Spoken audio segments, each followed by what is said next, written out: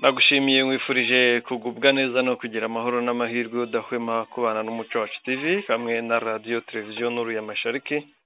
Turi ku mugoroba ku itariki ya 22 z'ukwezi kwa gatatu 2025. Ubu hari inkuru zivugwa ko Walikale, umujyi wa Walikale wabaye zone tampo. Kinshasa City Walikale yose mu 23 ivuyemo, igomba kwivamo izava no mu bindi, ariko nanone ikemera ko hagiye kubaho ibiganiro. Bwana Sentamani, inkuru wakurikiye, ngira ngo tubigarukeho tubirebe se iyo zone tampo byifashe bite. Se mu 23 yifashe igamije kuyigira zone tampo, ese mu 23 muri Walikale izagumamo. Abantu bageze urujijo rwinshi. Ikigaragara ukurikije itangazo yashyizeho nuko Walikale izaguma ityo, ndumva nta ngabo na zimwe zizajyamo. Ubwo bisobanuye ko ari zone tampo yuzuye. Ariko abantu hari nko mu kanya harumbajije abagiye babifata nabi. Mu itangazo havuzwemo Walikale. Hari abagiye bavuga bati ese za nzira zigana Kisangani zo yari imaze gufata, ngira ngo ziriya birakomeje. Ngira ngo havuzwe Walikale y'umujyi, yego, hamwe n'inkengero z'umujyi, yego. Hari abantu rero, hari nk'uwari umaze kumbaza ati ese bimeze bite, yego, na ziriya nzira zigana Kisangani nazo birahagaze, bimeze bite. Ubwo nari mbivuze kugira ngo habaye hari undi ubitekereza nkawe yumve ko atari ko bimeze. Yego. Nanjye amwe mu makuru nabonye, yego, hari M23 ikintu yakoze, yaragiye ifata, urabizi ko Walikale ntituwe cyane, hatuwe ibice bimwe na bimwe, ibice by'ishyamba buri henshi ni ishyamba. Baragiye babanza gufata ahantu hari strategic, imisozi itandukanye iri strategic, ni y'amashyamba bashobora kuzahanganiramo n'ibitero by'indege bitandukanye bizaza, kuko nubwo harimo kwemera ibiganiro, inyuma hari umugambi mubisha cyane, uri mu Bubiligi cyane, wo kugaba ibitero bya drone by'indege. Ngira ngo hariya Walikale hazaba intambara yo mu kirere irenze iyo twigeze tubona, irenze zimwe twabonye za Kibumba n'ahandi. Fashe kiriya gice cya Walikale bafata n'iki gice cyegera Burundi, kuko mu kanya hari indege y'Ububiligi, yego, yavuye i Bujumbura ku manywa y'umunsi, yego. noneho abantu bakibaza se yari itwaye ibiki. Ubundi urukundo rw'Ububiligi na Kongo n'Uburundi ntirwari ruhari, birumvikana ko baje kubera iyi conflict. Ubwo rero urumva ko ibivuga birimo, yego, ko Ababiligi barimo barahembera, binyegeza,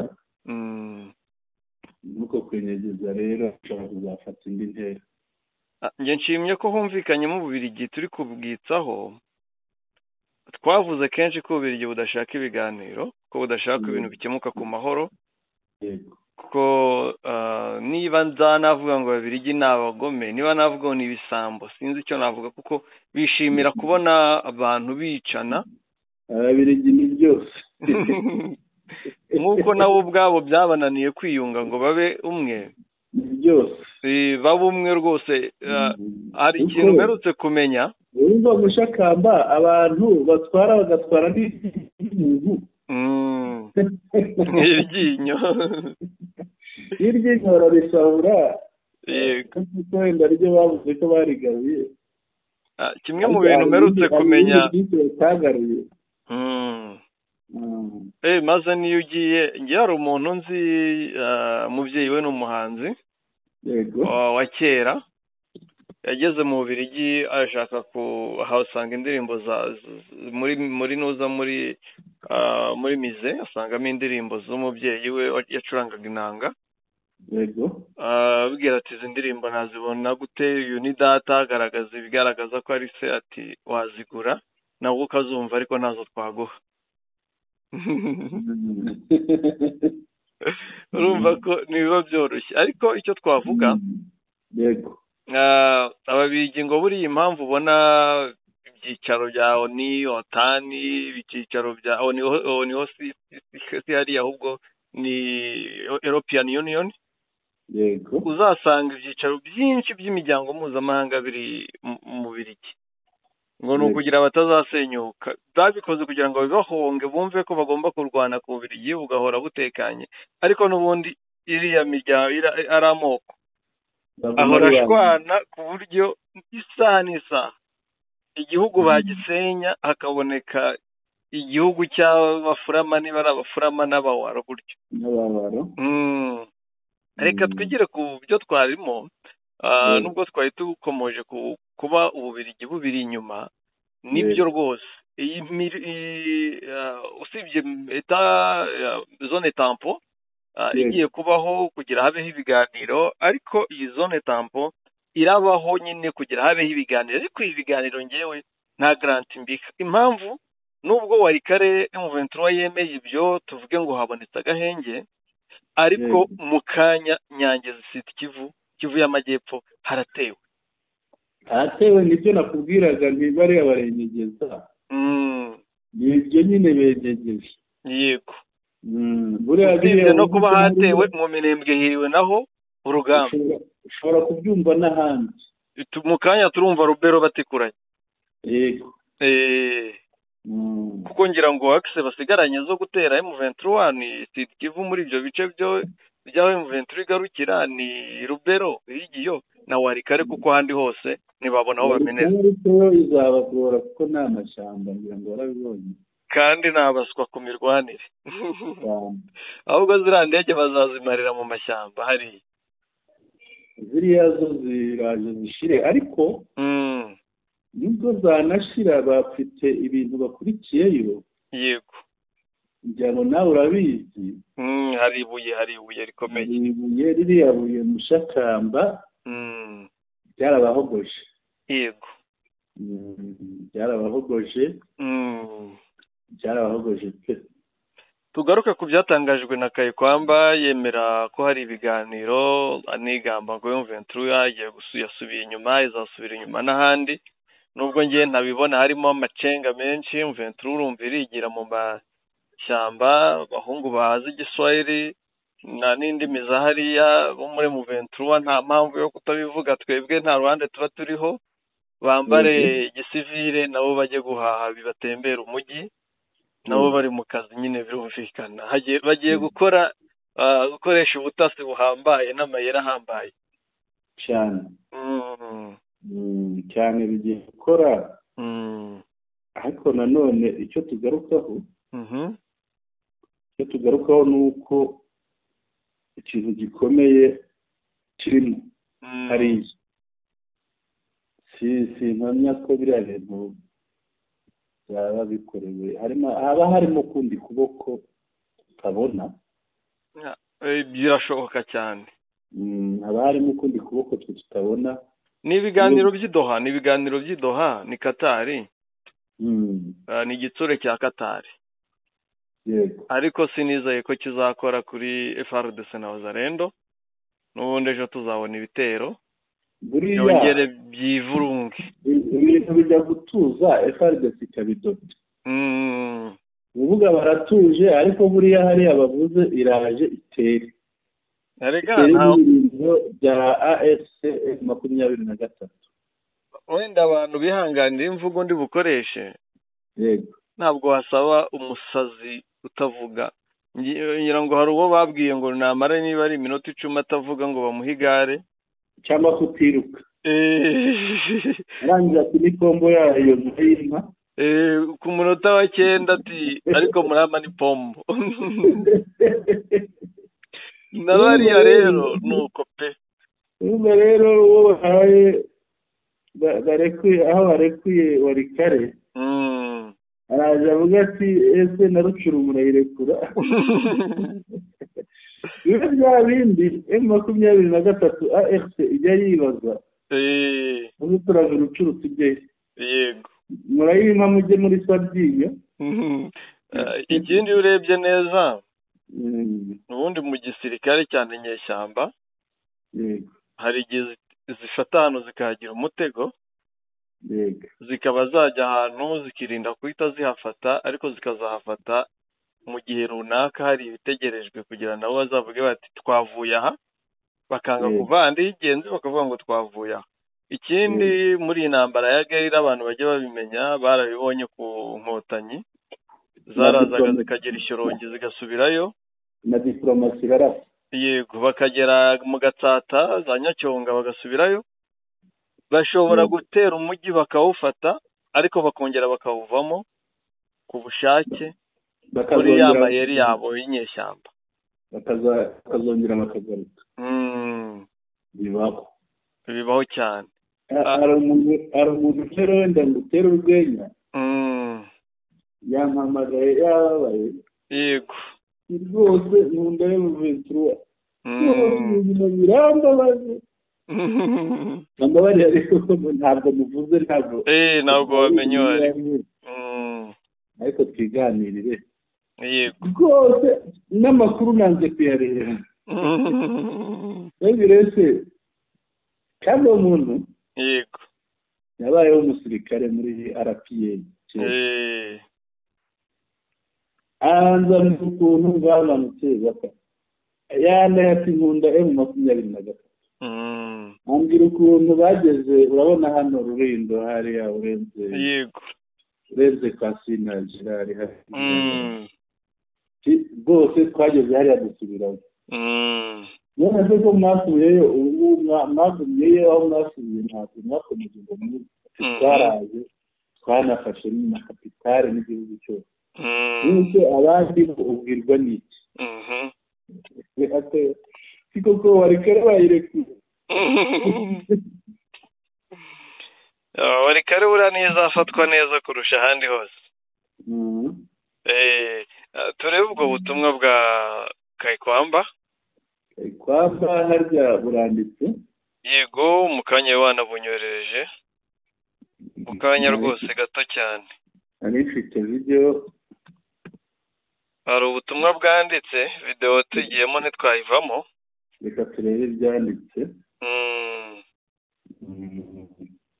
cyane ko hari ubutumwa burobanuye buri ku ngingo y'ingenzi. turebe ibyanditse.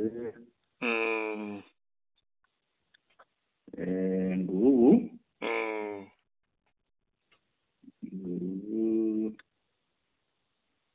niko nta kuntu atari ubwo wanyoherereje, nta bundi wanyimpaye. nibwo umutwe w'inkuru ndabona ari umutwe munini ariko wihangane. yego bavuga ati toute honte dit Kinshasa assume enfin sa décision tardive de dialoguer directement avec la FCM23. ati n'isoni nyinshi bakoze n'isoni bakerewe. Kinshasa noneho yageze aho yemera ifata umwanzuro w'uko izaganira, ifata umwanzuro utinze ukerewe ko izaganira by'imbonankubone na AFCM23. yego en tremblant, Tshisekedi vient d'instruire Thérèse Kayikwamba Wagner de se prononcer officiellement sur la question. atitira ahinda umushyitsi, Tshisekedi amaze guha amabwiriza. abantu baba bazi kwandika cyane. ahinda umushyitsi, Tshisekedi amaze guha amabwiriza minisitiri w'ububanyi n'amahanga Thérèse Kayikwamba Wagner yo gufata icyemezo kuri iyi ngingo. La ministre des Affaires étrangères a très difficilement expliqué la position évoluée de son gouvernement sans vraiment se convaincre à elle-même. ngo ministre hajya abantu bavanze buriya babitambitse umuntu wamwanditse Metisi ni mu rurimi rw'amahanga, ariko no mu kinyarwanda birazwi. umuntu avuze Metisi umuntu yumva icyari cyo. ngo ministre w'umumetisi umubyeyi umwe ni umuzungu undi ni umwirabura ngo abyarwa n'umupadiri w'umudage. yego ni umudage uriya mugore, papa we ni umudage, nyina niwe w'umwirabura, ni umukongomanikazi. Ati Minisitiri Kayikwamba w'umumetisi ushinzwe ububanyi n'amahanga bimugoye yasobanuye icyemezo cyiza gisobanutse ni icyemezo giteye imbere, icyemezo kigezweho cya guverinoma ya Kinshasa, nawe ubona atabyiyumvisha bitamurimo. Yego. Wenda atari ukuguca mu ryo uvuga. Yego.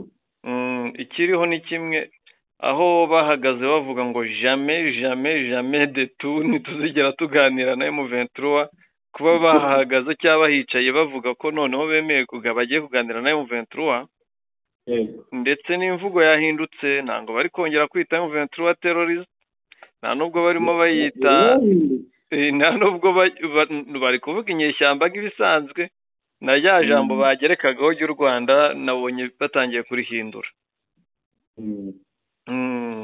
Bikomeza inkuru.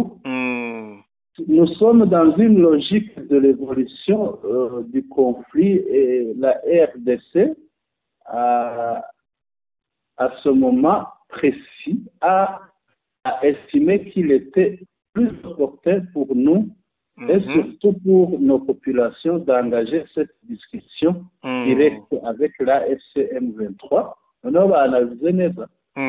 cela aurait pour répercussion une cessation d'hostilité et une cessation de violence contre la population civile, a-t-elle déclaré.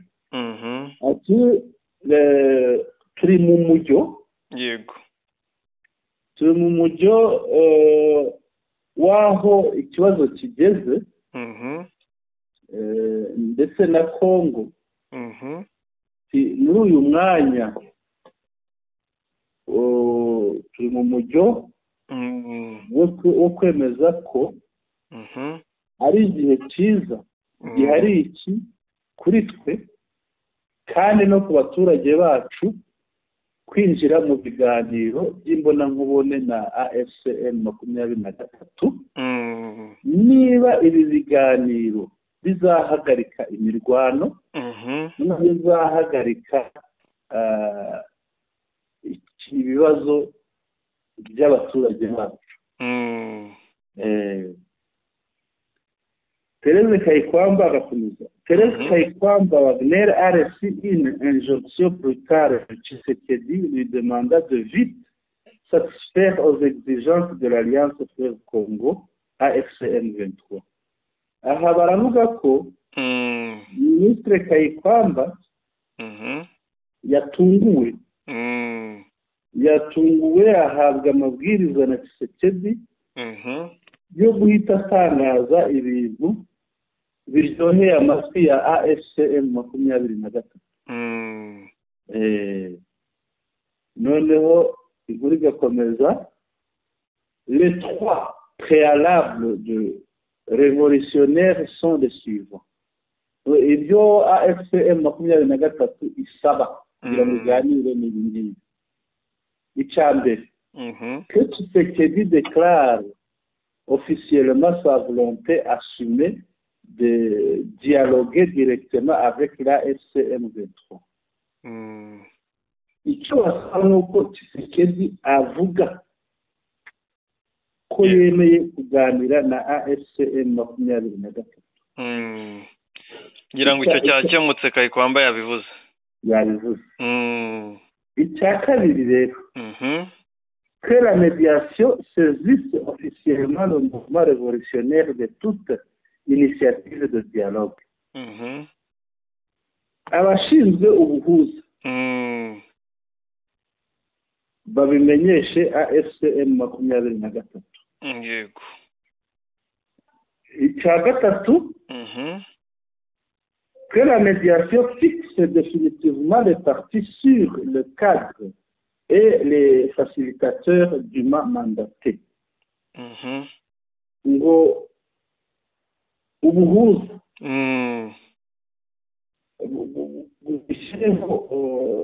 bushireho cyangwa bugaragarize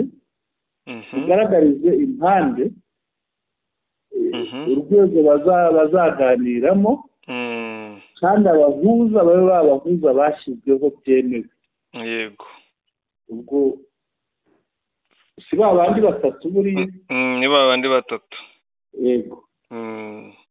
Inkuru rero njya mu mahirangiriye bisoza ivuga ko la FC a manqué d'exiger la levée de toutes les mesures. Muri ibi ngibi bitatu uwanditse inkuru aravuga ko AFCM 23 yibagiwe gusaba ko havanwa ibihano byose byafatiwe abayobozi bacu. Nanjye aho niho nari ngiye kukubwira. Yego. Ntinegereje kureba ikikumva icyo bavuga, ariko ndakeka Kayikwamba yaganiraga n'abanyamakuru, ntiharabura abanyamakuru babimubaza, turaza kumva ibyo ari bubisubizeho. Tuzabibamenyesha mu makuru yacu akurikira, kuko byagenda kose nta kuntu atabazwa ati se abo mwitaga abaterabwoba uyu munsi mwabise inyeshyamba, ni byiza atase ko abo mwakatiye urwo gupfa mugashyiraho mandadare biragenda bite. Ariko nkeka byisobanura ko kuba bigaragaje ko bemeye kuganira nabo byisobanuye ko ubwabo mandadare zabo bikiniraga cyangwa bikirigitaga bagaseka. Hari n'ikindi zari ikinamico.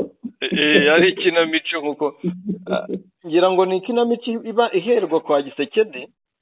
Hari n'ikindi ushobora kuvugaho. Wenda ntabwo twavuga tuti bibagiwe iki kintu. Yego. Ariko bashobora kuba wenda mu bushishozi bwabo bafite umwanya bagihariye kandi w'ingenzi, kuko nawe ugiye mu mwanya wabo iki kintu ntabwo ari ikintu wakwibagirwa. Ngira ngo mbere yo kuganira, yego, mu byigwa biri ku rutonde, yego, kuko biriya byari kondisiyo, byari byo babasaba kugira ngo bemere bamone ko nibura bazajya mu biganiro imbere yo kwicara. Bemere kwicara. Reka dufate ibiganiro nk'umushinga. Iyo urimo ukora umushinga ukora imbanzirizamushinga. Yego. Ibi bintu bitatu rero ushobora twabifata nk'imbanzirizamushinga, ariko noneho iki ngiki turimo tuvuga ngo bakibagiwe, ukazasanga ari cyo kintu cy'ingenzi mu mushinga. Muri fondasiyo kugira bazamure inyubakwa, yego, hakenewe amabuye. Yego. Ubwo dushobora kuzagisanga mu mabuye cyane rwose. Ugasanga barageze bakavuga bati bimwe bita kaye de charge, bakavuga bati tuzanye ibi. Yego. Ugasanga iki kintu nicyo cya mbere. Ukurikije n'ibi byabaye, yego, biragaragaza ko bya biganiro byari byateguwe bitari binoze. Reka bange no kubyitabira. Ntabwo byari binoze pe. Ariko hano urabona bemeye bategura ikiganiro n'itangazamakuru, baravuga, yego, barabitangaza, ibyo birarangiye. Hari Kisekedi ibyo yavugiye mu Bufaransa kuri France 24, ibyo yavugiye muri perezidansi we, ibyo yavugiye aho yasuye abaturage, ibyo yavugiye mu gihugu hose. Turamwita umwakiteri mwiza wa komedi. Ibyo byose bihimwe n'ijambo rimwe ngo twemeye kuganira na AFCM 23. Yabuze uko agira amashyaka, yabuze uko agira ngo akora neza. Hari akantu ngira ngo tuvugeho. Iyi ngingo ya gatatu muri ibi bintu basaba dushobora kwita nk'imbanzirizamushinga. Turebe iki kintu cya gatatu, hari ikibazo mpafite kirebe neza tukiganire nacyo twumve. Yego. Haravugwa ngo que la médiation fixe définitivement les parties sur le cadre et les facilitateurs du mandaté. Ni ukuvuga ubuhuza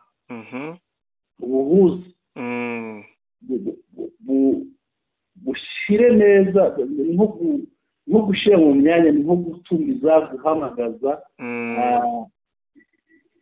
impande zombi zihanganye, bakababwira bati tuzahagarara igihe iki n'iki, tariki iyi n'iyi, aha n'aha, wenda bakabimenyesha no mu nyandiko, bakabimenya, impande zombi zikabimenya, zigatumirwa. Aka kantu rero kavuga ngo les facilitateurs du mandaté.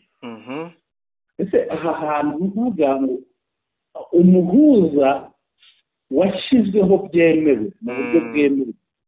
Ese ahangaha uyu mwanditsi w'inkuru yabifashe ko baba baragaye perezida wa Angola? Ariko perezida wa Angola cyambere yarabyanze.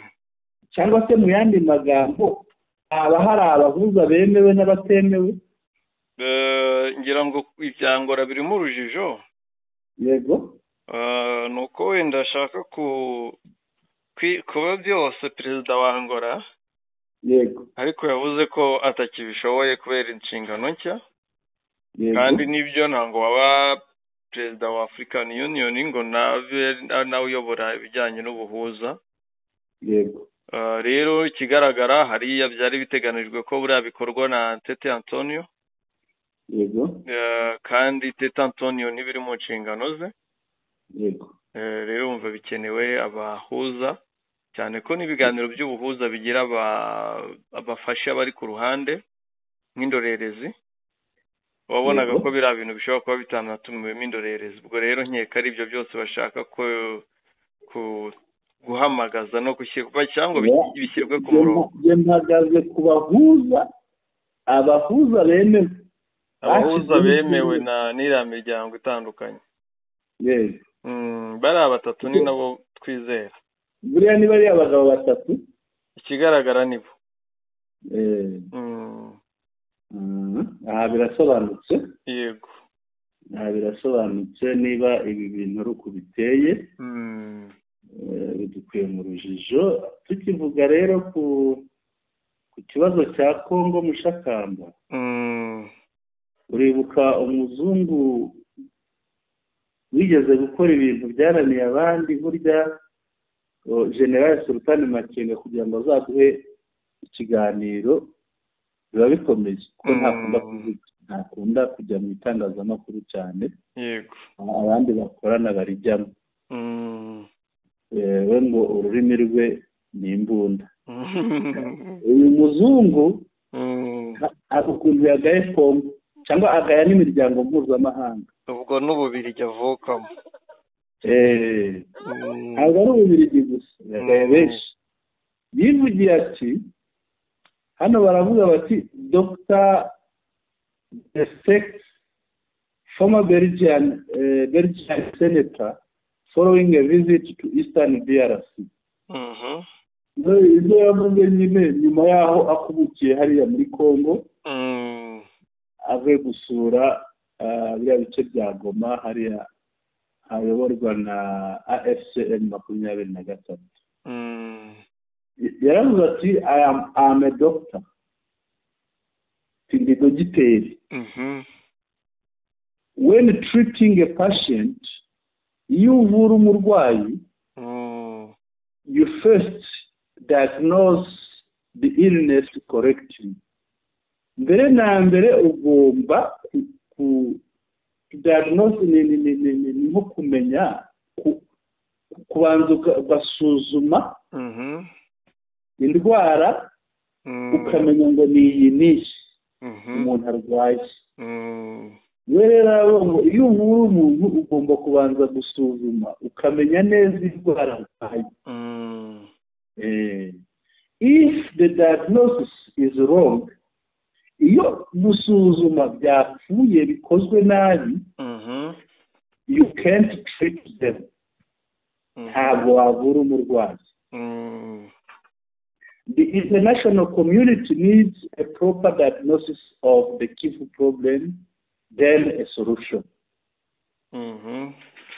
Umuryango mpuzamahanga ukubiyemo benshi, hakubiyemo biriya bihugu by'amahanga nyine byirirwa bafata ibihano, byirirwa bigira bite, bishyigikira, urumva bababiri bavugaga nabo bazamo bariya bose. Yego. Ngo umuryango mpuzamahanga ukeneye gukora isuzuma ry'ikibazo cya Kivu, ariko rikabisuzuma nyaryo, noneho nyuma bagatanga umuti, ariko bagatanga umuti bamenye indwara iyo ari yo. Yego. Kuri rero abona ko ibyo bakora barimo baravura nka bimwe twita ngo ni ukumashana, ntabwo barimo bavura indwara nyirizina, barimo baravura indwara itari yo. Yego. Ni nk'uko waba urwaye wenda tuvuge malariya, bakakuvura inzoka zimwe zo mu nda, cyangwa waba urwaye sinzi reka tuvuge iki, waba urwaye ni ukumuvura cyakimveho, ni ukuvura indwara itari yo. Ni ukuvuga na wa muti utanga ntabwo uba ujyanye n'iriya ndwara, ntushobora gukiza iriya ndwara. Yego. Nicyo avuga aha ngaha, ko bakwiye gukora isuzuma nyaryo rigaragaza indwara ya Kivu.